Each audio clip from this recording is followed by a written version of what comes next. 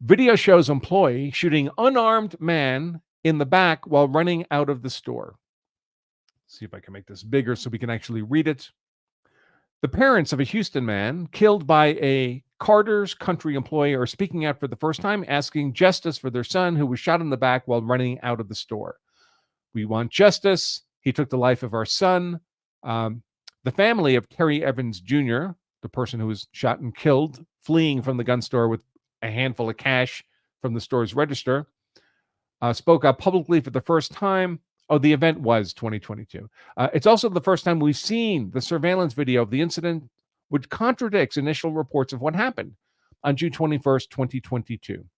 The video shows Terry walking into Carter's Country store and heading to the cash register. He grabs something that appears to be money. That makes sense.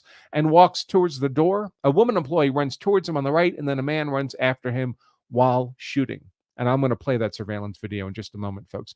The surveillance video on the outside of the building captures the moment that Terry ran out, and then a bullet that pierced through his body from the back exits the front, hitting the glass door of the store. Terry then runs out with the store employee following, still shooting. He turns his back to run out the door, and the employee shoots, his mother said. Not only one time, he shot him twice. And to me, he didn't even think. To me, he was just wanting to kill somebody. Let's see. Then there's, I guess, their cell phone video of Evans laying on the pavement bleeding. He would die from those 2 gunshot wounds. The family's attorney. What does the family's attorney have to say? In Texas, you're only justified in using deadly force if you feel like you're in fear of imminent death or serious bodily injury. Well, that's a lie. That's just not true, as we'll see in a moment. Texas is the one state in the nation that allows for the use of deadly force in defense of property, even just personal property, not just highly defensible property like your home. Many states have special provisions for the use of deadly force in defense of highly defensible property. That's why highly defensible property is different than least defensible property.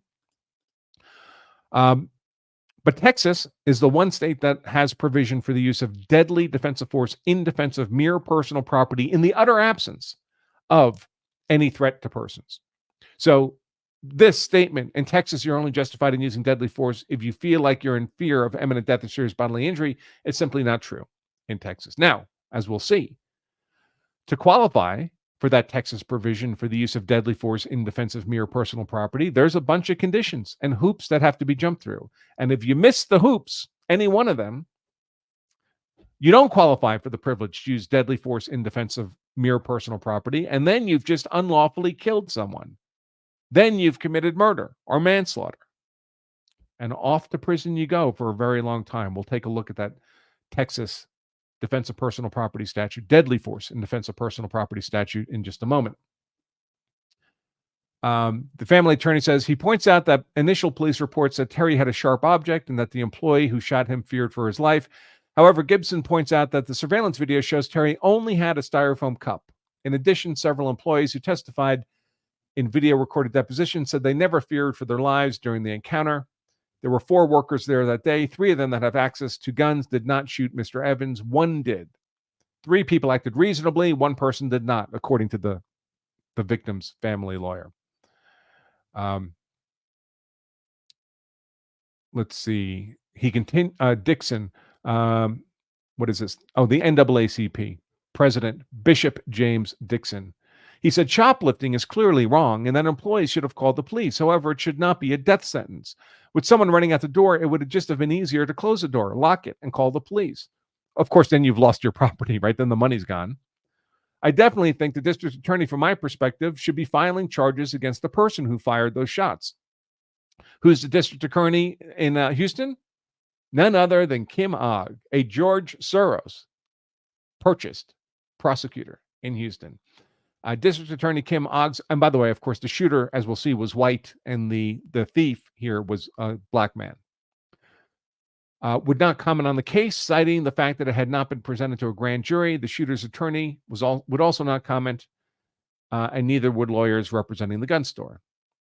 The family of Terry Evans Jr., the thief, acknowledged that Terry had a criminal history and mental health issues, but they point out he was also a caring dad to his 3 young sons. Is that relevant to a self-defense case?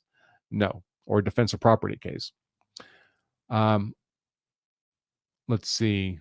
All right, that's about it for that story. So let's take a look at the videotape of the surveillance video. I guess I didn't pull it up. Here, I've got it. Don't worry.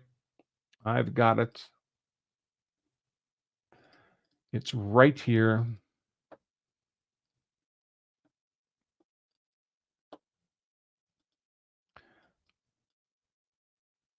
Okay, I'll make myself smaller so we have the whoops, I didn't want it to play yet. Okay. Wait. All right, so here is Evans Jr. He's just walked into the store and he makes a beeline right for the register. He's not there to purchase anything. The store is open for business, of course, and that's important because when a commercial business is open to the public, there's at least an implied consent to enter, right? They want their customers to enter. So there's implied consent to enter. So he comes in, sees the register, goes right for the register, pops it open, grabs the cash, and now he's come to the attention of store employees. There's a woman on the right there who's going to pursue him, and we have the shooter, gun out already, running around the corner of that display to pursue him, and he'll bring him under fire pretty quickly. So he comes around, shoots him there, chases him out of the store, and shoots him, fires a shot right there, shoots him again. So the thief, gets shot twice in the back, would succumb to his injuries and not survive. So certainly when this shot is fired, you can't argue that you're firing in defense of yourself or another store employee. Maybe when this shot is fired, you could argue he's still in the store. I thought I saw something sharp in his hands. My co-employee is right there. Not sure it's a strong argument, but it can be made. But this shot right there is a recoil. He's 20 feet away, running in the opposite direction. So he's not presenting as a threat to you or apparently to anybody else at this moment. So in any other state but Texas, there'd simply be no legal justification for firing this shot. In Texas, however, we do have a legal provision for the use of force in defense of property. That's where things get a little complicated.